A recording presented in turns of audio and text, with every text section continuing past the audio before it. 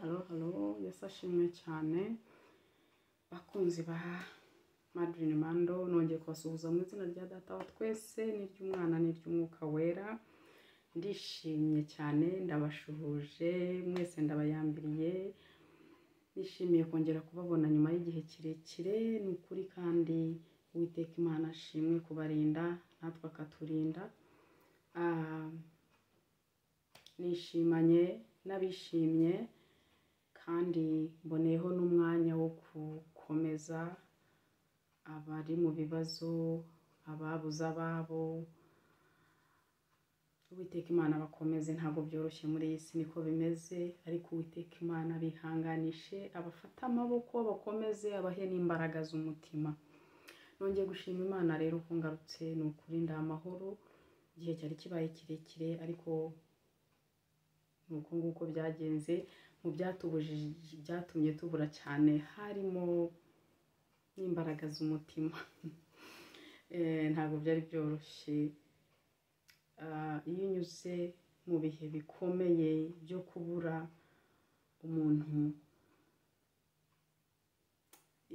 process yo kuba wasubira ngo wumve uri normal, ibintu bigenda neza, uhaguruka ukomeze ugende, nukuri nk'abana b'abantu hari igihe bitinda.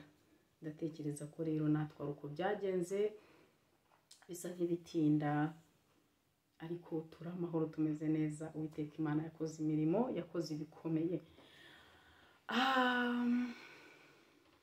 Hari igihe njya mbura amagambo nkoresha iyo nshima Uwiteka Imana. Hari igihe njya mbwira Yesu nkamubwira ngo uri imfura, ugomba nabuze amagambo nkoresha nkamubwira ngo uri umugabo w'imfura, uri imfura. Hari indirimbo yaririmbwe n'umupasiteri bamwita David Bahizi, iri kuri YouTube, ndayikunda cyane, ivuga ngo mfite impamvu yo kugushima Yesu, uri umukunzi mwiza. Ndayikina nkayikina nkumva umutima wanjye uranyuzwe. Hari igihe ubura uko ubigenza, hari igihe mbura uko mbivuga, hari igihe mbwira Yesu umunsi twageze mu ijuru uzanyemerere nkuhobere special kubera iki kuko numva nta kundi nagushimira mvuge ngo warakoze. Igihe twari ku isi wankoreye icyangiza umutima wanjye, uzanyemerere nkuhobere special, nyine muri kuguhobera nyine wumve ko nkushimiye. Rero nuko nguko biba bimeze, ariko ndishimye ndanyuzwe. Reka mfate umwanya wo gushimira abantu bafata umwanya wo kunyandikira email kumbaza niba ndamahoro, niba tumeze neza. Imana yo mu ijuru ibaha umugisha. N'ukuri byaranyuze kuko giye urabona nge simbazi, ariko mwe muranzi kuko murambona. Rero kugira ngo umuntu akwandikira kubaze niba uri amahoro byankozeho cyane, byanteye numvise ukundi ukuntu ndavuga burya disi abantu banyitayeho.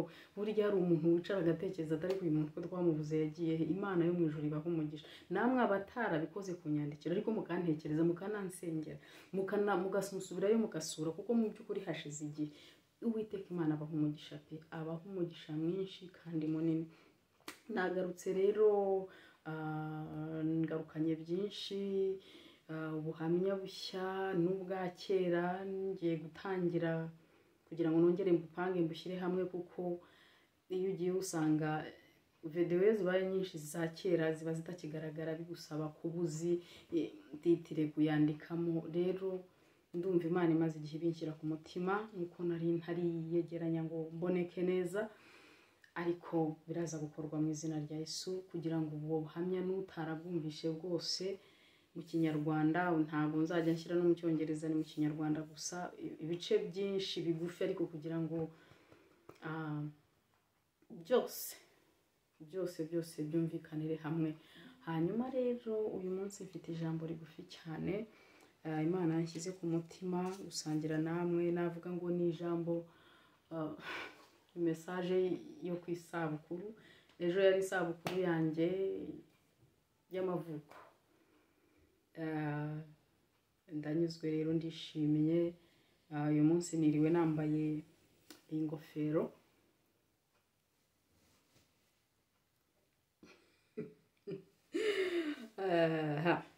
iyo ngofero abana biriwe bayinyambaje.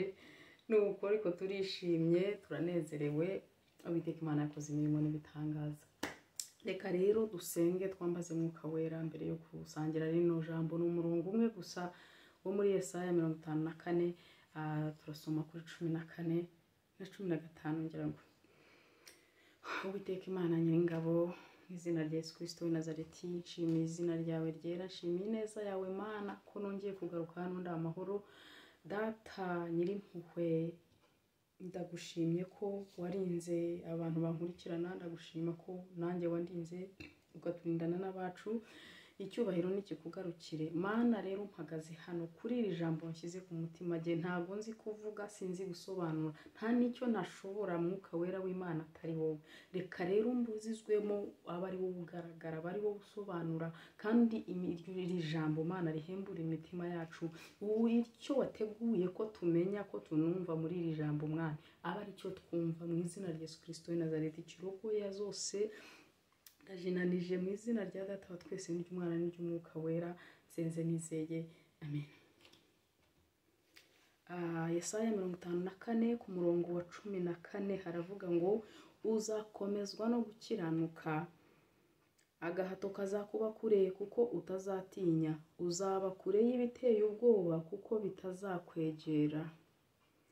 Ahari bazaterana ariko sijye uzaba ubateranyije, uzagukoraniraho wese azagwa ari wowe azize. Haleluya. Ayo ni amasezerano y'Uwiteka Imana, ariko ayo masezerano n'ay'umuntu wamaze gukomezwa no gukiranuka. Gukiranuka niyo password.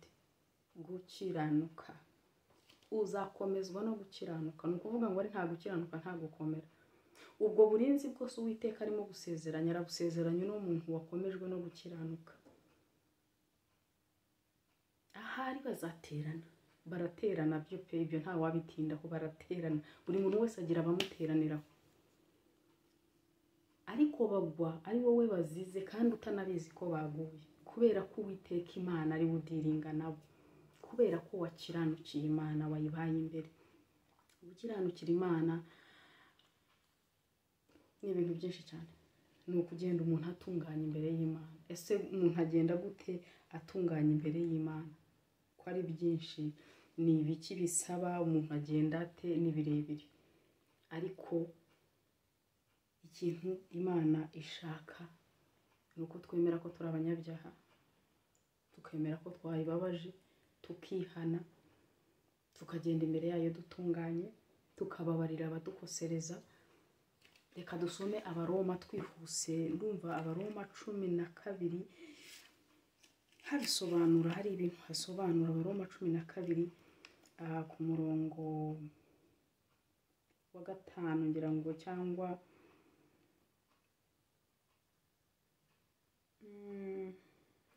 y'Icyongereza, ku murongo wa 9, urukundo rwanyu rwe kugira uburyarya. Abaroma 12 ku murongo wa 9, urukundo rwanyu rwe kugira uburyarya, mwange ibibi urunuka, muhorane n'ibyiza. Kubyo gukunda bene data mukundane rwose, kubw'icyubahiro umuntu wese ashyire imbere mugenzi we, kuby'umwete ntimube ibyangwe, muhirimbane mu mitima, mukorere umwami wacu, mwishime mufite ibyiringiro, mwihanganira amakuba, mukomeze gusenga mushikamye, mugabanye abera uko bakennye, mugabanya abera uko bakennye. Ntabwo mbizi, mubabare Ikinyarwanda cyanjye mushishikarire gucumbikira abashyitsi, ababarenganya mubasabire umugisha, mubasabire ntimubavume, mwishimane n'abishima, murirane n'abarira, muhuze imitima, ntimukararikire ibikomeye, ahubwo mwemere kubana n'ibyoroheje, ntimukiyite abanyabwenge. Wow. Ababarenganya mubasabire umugisha, mubasabire ntimubavume. Ntabwo nzi impamvu iki cyanditswe kije, ariko harimo amagambo menshi yafasha umuntu kumusobanurira gukiranuka n'iki, gukomezwa no gukiranuka. Ndashaka kuvuga ku ijambo ryo kubabarira, kurekura umuntu ukamukura mu mutima wawe, kutirwanirira, kutihorera, kuko mu by'ukuri ugiye kureba ubona ari byo bintu byinshi cyane bibata imitima yacu. Mfite urugero ruto, hari mu myaka yashize Uwiteka Imana akimara kungenderera muri 2016, muri 2016 ngira mu mwaka wa 2017, umutima wanje ntekereza ko nari ntarababarira. Hari ukuntu uvuga Mana uyu muntu ndamubabariye kuko uzi ko ari byo ugomba gukora, ariko umutima wawe ntumurekure. So hanyuma rero Imana iza kuntera kumenya ko uyu muntu afite ibintu ahiga, avuga ngo iki n'iki, uyu mubyeyi ntazabigeraho, kuva ndi muzima ntazabigeraho. Imana ibimpishuriye, ibimpaye kubimenya, icyo nakoze nagiye imbere y'Imana ndavuga ngo Mana uyu muntu ndamubabariye, numva urukundo ruraje, ndamubabariye, nshyiraho uburyo ubwo ari bwo bwose kugira ngo tuvugane, dusoze impamvu zari hagati yacu, nihana n'amakosa nari ntafite, ndababarira, nanjye ndibohora. Bya bintu byose wa muntu yahigaga ko ntagomba kubifataho, byose byaje inshuro imwe kandi vuba cyane. So icyo kintu nakibutse uyu munsi ndimo ntekereza kuri iri jambo, muzakomezwa no gukiranuka. Ni ukuvuga ngo iyo utinze kubabarira, iyo ugifitemo umutima wawe urakaye, wumva wifuza nabi, wumva umutima wawe udakeye, haracyarimo ibyaha. Mwuka Wera ntabwo yicaramo ngo akurwanirire neza. Guhora n'uko Imana, ijambo ry'Imana rivuga ngo umwanzi wawe nagira gute wowe umugaburire. Mubabarire ababahiga, mubababarire, mubasabire umugisha babarenganya, ntimubavume. Akanwa kawe kavuma umuntu bikamufata, ariko ntukihutire kuvuma. Ntuzasabire umuntu kwapfa. Icyo nacyo narakimenye ngo niki, kuko Satani arakurega imbere y'Imana. Imana ishobora kubikora, ishobora gusengera umuntu ngo Imana nkize uyu muntu agapfa, ariko amaraso yakagusigara ku mutwe kuko wifurije umuntu gupfa, ikiremwa cy'Imana. So wowe icyo ukora, hagarara mu gukiranuka. Imana iriyaranje ikakurinda, ari nta kintu na kimwe. Mu buhamya mvuga ko nzabaha wenda bimaze kwibagirana, ariko habayeho igihe nabayeho mvuye kwa muganga, umwana amaze gukira, agenda akira neza. Mu rugo iwanjye hari tension, hari abadayimoni bateye ubwoba, byararaga bikubita urugi, bikubita amabati, ibigenda hanze. Mu by'ukuri niba hari ibihe nigeze nkiranukira Imana nanjye nkabyumva, cyari icyo gihe nari mfite amahoro. Imana irambwira ngo rimwe uzabyuka ubishake biburi, kandi koko niko byagenze. Nkumviriza ngo numve ko hari n'akantu gakoba nkakabura. Imana yarandinze muri icyo gihe, nararyamaga nk'uruhinja nkasinzira nkabyuka. So Imana irandwanirira ibintu byose, irabitunganya, bishyira ku ruhande, impa amahoro, impa umutekano. Ni ukuvuga ngo ubundi ikintu kituvuna ni uko tugira ibituremerera tugenda twikoreye, dushaka nkaho dushaka kwihutisha ubushake bw'Imana. Ubwo Mana uyu muntu yarampemukiye, kandi koko n'ukuri yarakubabaje, yakugiriye nabi, ariko mu gihe ukimwikoreye mu mutima wawe, ntabwo Imana izamugenza nk'uko ishaka kumugenza kugira ngo ahari wenda agukureho amaboko. Ntabwo Imana izamwambura za ntwaro afite zo kukurwanisha, kubera yuko uracyarimo kwirwanirira. Intambara nziza rero ni ukurekurira Uwiteka, ugakora ibyo gukiranuka, ubundi ukabona Uwiteka ko ntakurwanirira. Mu by'ukuri niyo message iri muri iri jambo. Password ni ugukiranuka. Musabire, mwibavuma, musabire ababarenganya, mwibavuma. Habaho igihe turakara mu by'ukuri. Jewe ubabwira hano ntabwo ndi umukiranutsi, ndi umunyantege nke nanjye nk'abandi bose. Hari igihe umutima unanirwa, hari igihe ushobora kujya imbere y'Imana ukarira ukavuga, ariko Mana kubera iki ngiki, kubera iki uyu muntu angiriye nabi, kubera iki ngiki namukoreye, icyo ugagishaka ukakibura. Icyo gihe rero iyo uri muri ibyo ngibyo Uwiteka ntabwo araba yafata ku ntambara yawe kuko uracyayirwana, ariko iyo ugeze ku rwego rwo kuvuga ngo Mana ndababariye, muri iyi minsi niko ndimo kuvuga na Mana, naho wenda ntazi ntababariye, ni ukuri ndababariye, buri muntu wese ndamuri abo nzi mbatura n'amazina nkavuga Mana runaka ndamubabariye kandi ndamusengera umugisha. Ntawe nifuriza gupfa kuko Uwiteka Imana ntawe yifuza gupfa. Ejo Satani atazakurega ko wishe umuntu. Ntimwifurize n'ababanzi banyu mwibavuma, mwikwifuza ko hari ikibi kibageraho, ahubwo wowe baharira Uwiteka. Niba ushaka kureba ukuntu Uwiteka arwana intambara, kiranuka usengere abaguhiga, ubifuriza umugisha, usengera umugisha abana babo. Ni ukuvuga ngo igihe urimo kubikora uba urimo kubarunda amakara ku mutwe, kandi byihutisha no gukora kw'Imana. Ntabwo nzi iyi message yari iyande nanjye n'iyanjye ariko Uwiteka Imana kunyura mu mwuka we wera ni ukuri akomeze kuganiriza imitima yacu, ageze ku mitima yacu icyo yateguye kunyura muri iri jambo kugira ngo rihindure imitima yacu, kandi mu by'ukuri Imana iduhe ubuntu, iduhe imbaraga, iduhe n'umwete wo gukiranuka, wo kugendera imbere yayo dutunganye, wo guhindura umushyitsi imbere y'ijambo ryayo, wo kunyeganyezwa n'ijambo ry'Imana. Imana iturinde kuyimenyera, iturinde kumenyera ubuntu bwayo.